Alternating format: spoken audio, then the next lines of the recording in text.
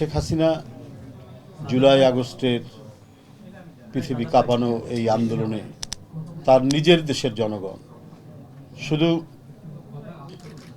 বৃদ্ধ যুবক নয়, শিশু, কিশোর, তরুণ এদের রক্তে নিজের হাত রাঙিয়েছে।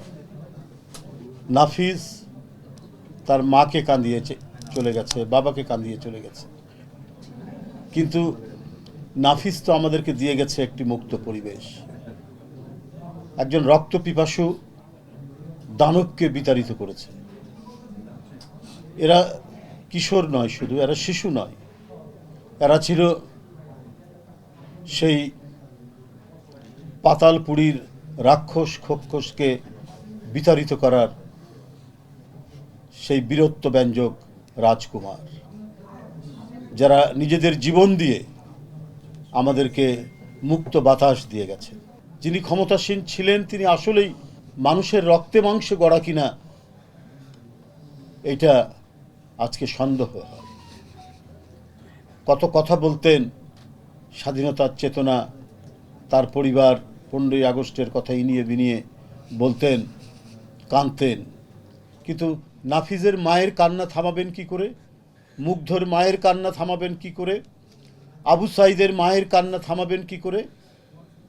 এরকম অসংখ্য শিশু কিশোর যারা স্বপ্ন নিয়ে ইউনিভার্সিটি, কলেজ, স্কুলে পড়াশোনা করছিল, যারা তার পিতার সংসারের হাল ধরবার প্রত্যয় নিয়ে এবং ভালো মতো মানুষ হবে এই স্বপ্ন নিয়ে যারা স্কুল কলেজে পড়ছিল, আপনি সেই স্বপ্নকে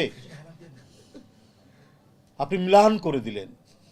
নিজে প্লেনে করে পালিয়ে চলে গেলেন, অথচ শিশু কিশোরদের রক্ত পাড়ি দিয়ে, রক্ত মারিয়ে আপনি এটে গেলেন। নাফিজদের অবদান কি ব্যর্থ হবে? নাফিজদের আত্মদান কি হাওয়ায় উড়িয়ে যাবে? এটা হতে দেওয়া যাবে না।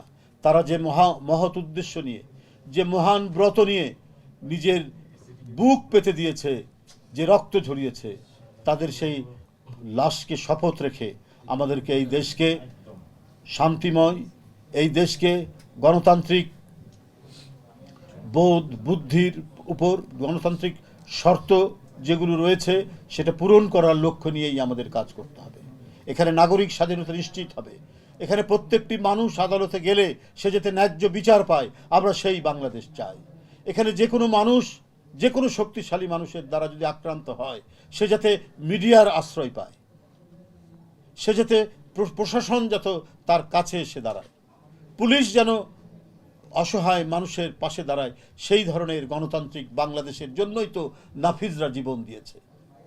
আজকে কাউকে ঘুষ দিয়ে বিচারের বাণী যেন নীরবে নিভৃতে না কাঁদে। আমরা সেই ভয়ঙ্কর অত্যাচারীর পরিবেশ থেকে আমরা সত্যিকারের জনগণের শাসন, নাগরিক স্বাধীনতা, যে অসহায় মানুষ সেও যাতে আদালতের দাঁড়ালে পরে ন্যায্য বিচার পায়, আমরা সেই বাংলাদেশ গড়ে তুলব। সেই বাংলাদেশেরই পতাকা হয়ে থাকবে নাফিজরা, মুগ্ধরা, আবু সাইদরা।